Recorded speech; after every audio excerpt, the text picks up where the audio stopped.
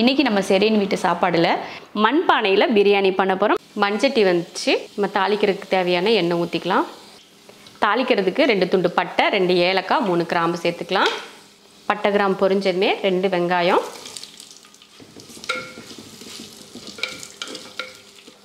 ஒரு 2 ஸ்பூன் அளவுக்கு இஞ்சி பூண்டு பேஸ்ட் போட்டுக்கலாம்.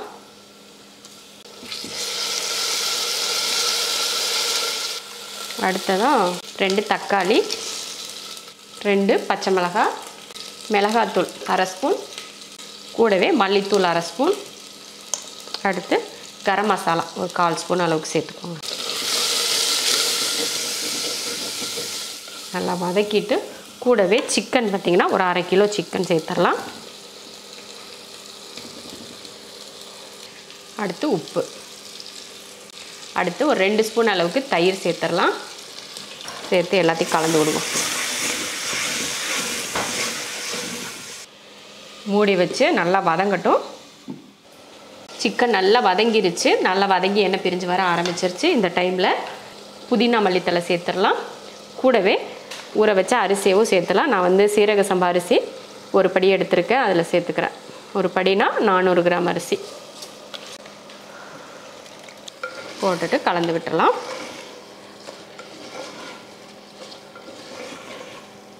கலந்ததுக்கப்புறமா தண்ணி, இந்த படியில் தான் ஒரு படி அரிசி சீரக சம்பா அரிசி எடுத்தேன். இதில் தண்ணி சேர்த்துக்கலாம். 1க்கு 1.5 தண்ணி ஊற்றிருக்கேன். கூடவே கொஞ்சம் லெமன் புழிஞ்சிடலாம்.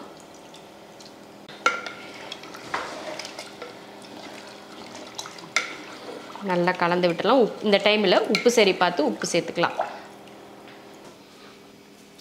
உப்பு பார்த்துட்டு கொஞ்சம் உப்பு சேர்த்துட்டு மூடி போட்டு நல்லா கொதிக்க விட்டுறலாம். பாருங்கள், தண்ணியெல்லாம் நல்லா வத்த ஆரம்பிச்சிருச்சு.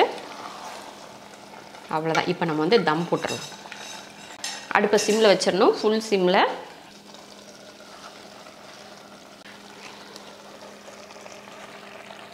நல்லா வாழை இலையை போட்டு மூடி ஒரு 10 நிமிஷத்துக்கு அப்படியே சிம்மில் விட்டுறலாம். அதுக்கப்புறமா பார்க்கலாம். அவ்வளோதான். ஒரு 10 நிமிஷத்துக்கு அப்புறமா அப்படியே அடுப்பை ஆஃப் பண்ணி விட்டுட்டு அப்படியே விட்டுடுங்க. ஒரு 5 நிமிஷம் கழித்து எடுத்து பரிமாறிக்கலாம். மறுபடியும் கடைசியாக ஓப்பன் பண்ணிடுவோம். சூப்பராக வந்திருக்கு. பார்த்தாலே தெரியுது பிரியாணி எவ்வளோ அழகாக வந்திருக்குன்னு. இங்கே பாருங்க, அடிப்பிடிக்கவே இல்லாமல் ரொம்ப அருமையாக பிரியாணி வந்திருக்கு. நார்மலாக நம்ம பிரியாணி பாத்திரம் வச்சு செஞ்ச பிரியாணியை விட சூப்பர் பக்குவமாக இருக்குது.